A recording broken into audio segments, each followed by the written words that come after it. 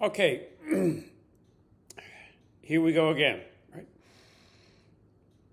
Aren't you lucky? You get to come into my home and see what it's all about. Okay?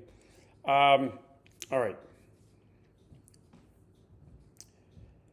Too many students over the years have written pretty darn good research papers and ended up losing a significant amount of credit because they just did not do the work cited correctly. And so I don't want that to happen with you. Okay? The work cited is a list of all of the materials that you took ideas from and used ideas in your paper, whether those ideas were direct quotes or paraphrases or summaries. It's still somebody else's idea that you took and put in your paper, and of course you're going to have to document each one of those within your paper with an in-text reference, and we'll make sure you know how to do that. But today we're talking about the works cited list, the list of all the things that you cited things from, okay? In the lesson this week, I listed a whole bunch of very specific rules for the works cited. But I wanted to hit on a few of those to make sure that you completely understand.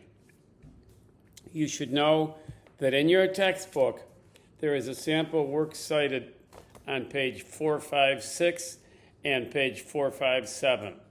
Okay, so, the light in the corner just went on, it's on a timer.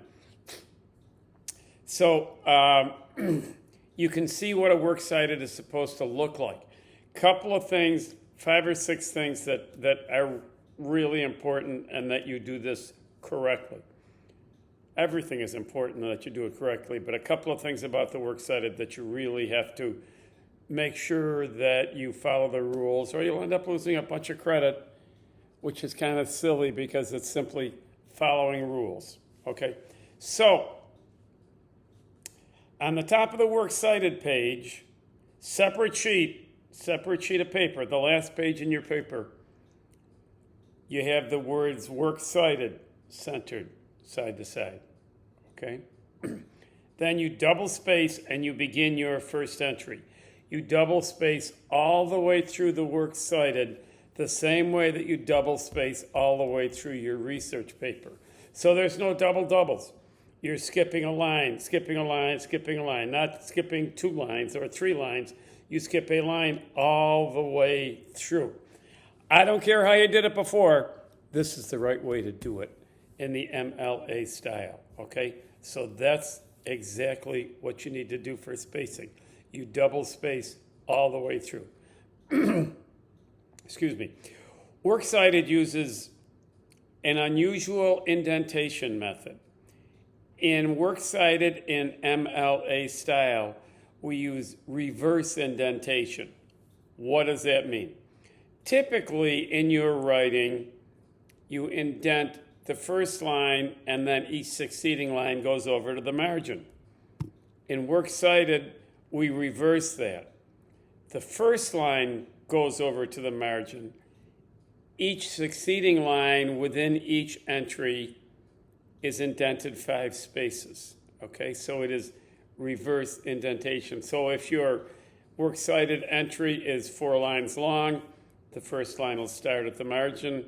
Each succeeding line will be indented 5 spaces. If it's 2 lines long, then first line starts at the margin, second line will be indented 5 spaces.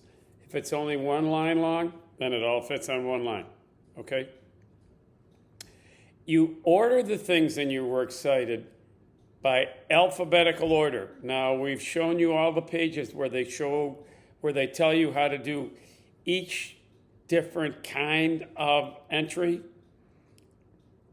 Well, those entries get put in your works cited page in alphabetical order by the first word in the entry. And most of the time, that first word in the entry is going to be the author's last name. So most of it is going to be alphabetized by the author's last name. Sometimes you don't have an author. You don't always have an author, especially for internet articles. Then you'll alphabetize by the title of the article. Okay? The word "the" does not count in setting up alphabetical order. So we've talked about the word works cited. We've talked about reverse indentation. We've talked about alphabetical order.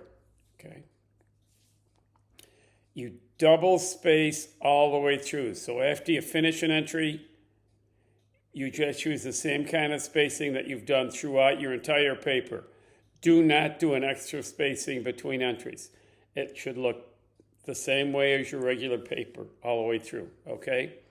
So no double spaces. Do not number things in your works cited, okay? Do not number the first entry number 1 and the second entry number 2 and the third entry number 3. No, do not number them.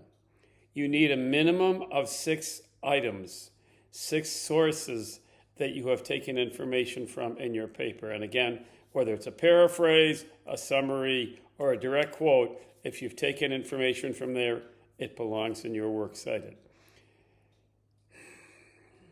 Those are the primary things about works cited.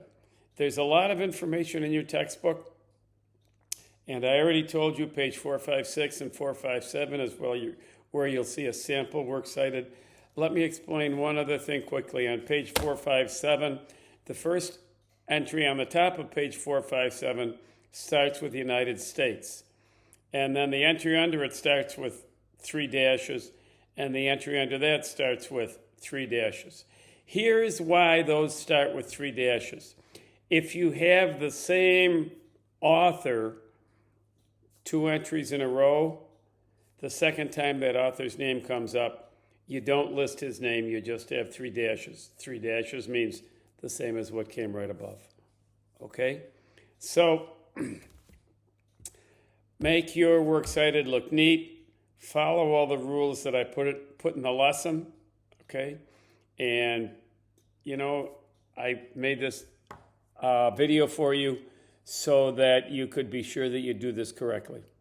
Okay?